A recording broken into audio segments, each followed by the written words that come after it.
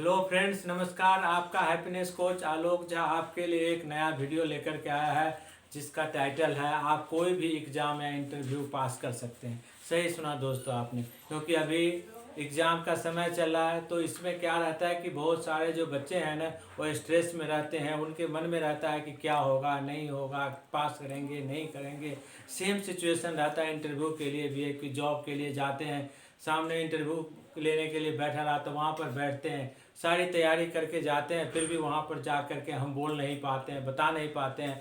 सामने जो इंटरव्यू ले रहा होता है वो समझता है कि इसे कुछ पता ही नहीं है, और हम इंटरव्यू को क्रैक नहीं कर पाते, वहाँ जॉब अचीव नहीं कर पाते हैं। सेम वैसे ही एग्ज़ाम में हम बैठते हैं, सब कुछ तैयारी रहती है, कोचिंग भी लिया, सब कुछ किया हुआ है, लेकिन हम वहाँ पे स्ट्रेस में चले जाते हैं और एग्ज़ाम क्रैक नहीं कर पाते हैं। तो इसके लिए कुछ टिप्स मैं लेकर के आया हूँ, जो मैं आपके सामने रख रहा हूँ। वो टिप्स मुझे पूरा विश्वास है कि बहुत हद तक आपको इस एग्ज़ाम को या इंटरव्यू को क्रैक करने में आपकी मदद करेगा, आपने सीरियसली इसको फॉलो किया तो। जिसमें पहला हमारा टॉपिक आता है अंडरस्टैंड द एग्ज़ाम सिलेबस।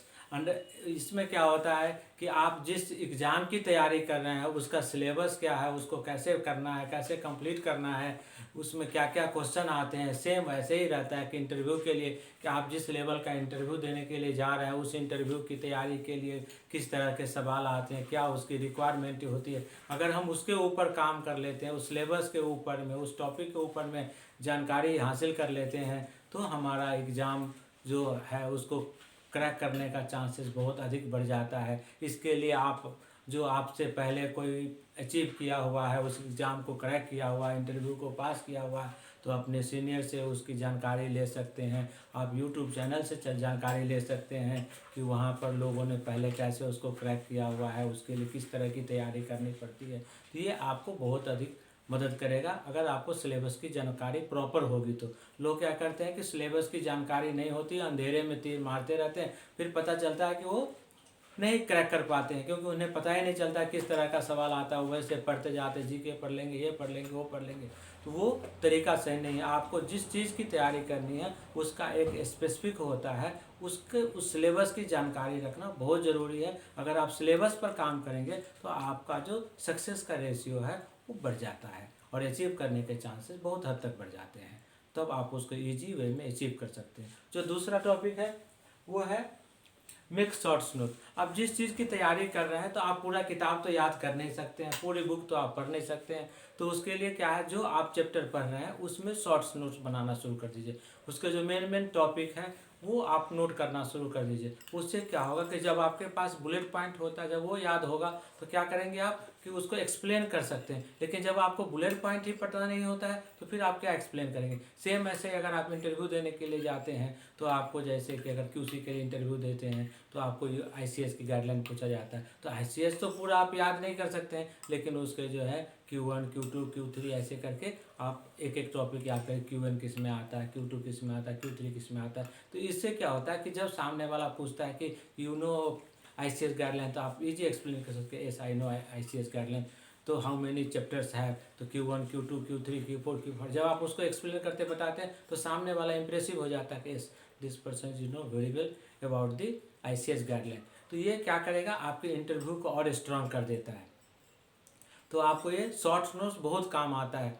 तो आपके जब भी आप कुछ पढ़ें तो उसमें जो बुलेट पॉइंट हो उसको कहीं पर नोट करते जाएं, ताकि जब उसको रिवीजन करने का टाइम आए तो आप उस बुलेट पॉइंट के ऊपर उसको अगर लर्न कर लेते हैं, उसको एक्सप्लेन करना जान लेते हैं, तो आपका जो सक्सेस का रेशियो है वो बढ़ जाता है।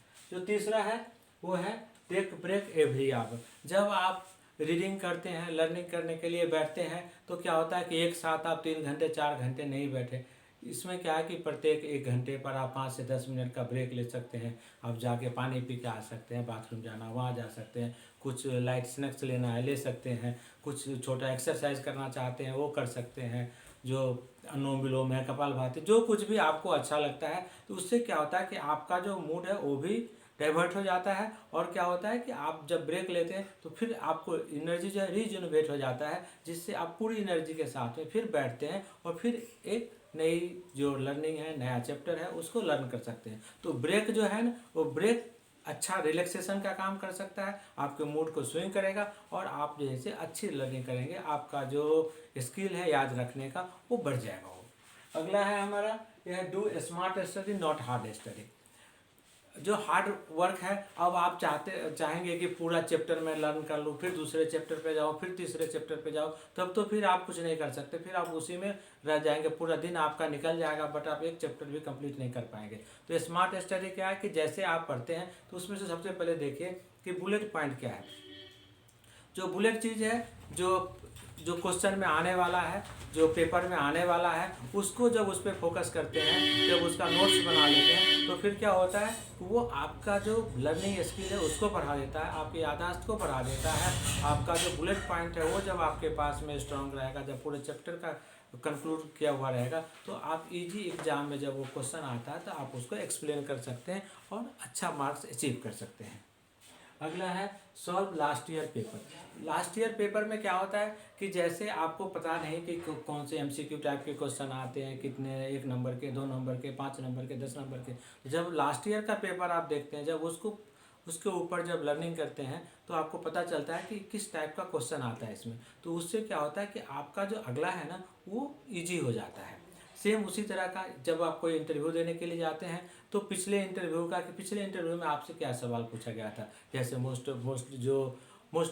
क्वेश्चन होता है, जो फर्स्ट क्वेश्चन एवरी इंटरव्यू में पूछा जाता है कि tell me something about yourself. तो आपको पता है कि लास्ट जो आपने इंटरव्यू दिया था उसमें जब आपने बोला था कि tell me something about yourself, तो उसमें क्या होता है आपकी हिचकिचाहट हो रही थी, आप प्रॉपर अपने को एक्सप्लेन नहीं कर पा रहे थे। तो आपको पहला क्या काम आ गया आपके पास में कि जो पहला क्वेश्चन आता है जो एवरी इंटरव्यू में आना ही आना है, जैसे tell me something about yourself, तो आपको उस पर काम करना है, उसको स्ट्रॉन्ग करना है। जैसे आप बोलते हैं कि my name is so, I have, अपना क्वालिफिकेशन बताते हैं, आप कहाँ से बिलोंग करते हैं वो बताते हैं, आपका जो प्रीवियस जॉब एक्सपीरियंस है वो क्या क्या है, आपका अचीवमेंट क्या है। तो जब आप इतनी चीज़ें बताते हैं तो अब क्या होता है, सामने वाला जो इंटरव्यू ले रहा होता है वो इम्प्रेस हो जाता है और वो देखता है कि ये जो आदमी आया हमारे सामने जो बैठा हुआ है उसका जो कम्युनिकेशन स्किल है वो अच्छा है, वो एक्सप्लेन कर लेगा।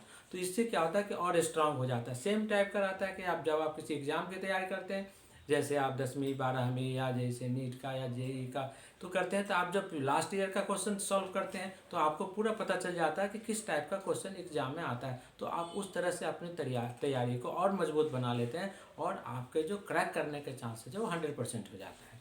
जो अगला है मेक रिवीजन हैबिट। आपने देखा होगा बहुत सारे लोग ऐसे होते हैं जो कि केवल पढ़ते जाते हैं लेकिन रिवाइज नहीं करते हैं। फिर क्या होता है कि एक तरफ से वो पढ़ते जाते हैं, दूसरे तरफ से वो भूलते जाते हैं। तो इसको हैबिट को चेंज करना है। इसके लिए करना क्या है कि आपको रिवीजन की हैबिट डालें कि जो आपने पढ़ा था उसको पहले रिवाइज कर लीजिए, फिर अगले चैप्टर पे जाइए। इससे क्या होगा, पिछला भी तैयार रहेगा और आगे आप नई चीज़ें सीखते जाएंगे। ये जो रिवीजन हैबिट है ये बहुत काम आता है। आप देखते हैं कि जॉब करने वाले लोग जॉब करते रहते, फिर जब किसी इंटरव्यू में जाते हैं वहाँ पर जब 2-4 सवाल पूछा जाता है तो वो बता नहीं पाते हैं। फिर वहाँ पे क्या होता है कि उनको ये तो होता है कि यार मैंने तो ये काम किया हुआ है बट बता नहीं पाया। क्यों नहीं बता पाया? क्योंकि काम तो कर लिया लेकिन जो उसके प्रिंसिपल थे, उसके जो टेक्निक्स थे वो नहीं बता पाया था। क्यों नहीं बता पाया था? क्योंकि वो भूल गया था, क्योंकि वो रिवाइज नहीं कर रहा था। तो रिवीजन जो है ना बहुत ही इंपॉर्टेंट रोल प्ले करता है। अगर आप रिवीजन की हैबिट डालते हैं तो आपका जो चैप्टर है वो स्ट्रांग हो जाएगा और आप जब भी कोई एग्ज़ाम देंगे तो आपका जो एग्ज़ाम में जो पास करने का रेशियो 100% हो जाएगा। तो मेरा कहना है कि ये जो 5 जो हमने आपको जो 6 चीज़ें बताई हुई, इस 6 पर अगर आप काम करते हैं तो मेक श्योर कि आप जो अचीव करने वाले हो 100% अचीव करेंगे और आपका जो सक्सेस रेशियो रहेगा वो 100% रहेगा। Thank you very much for watching.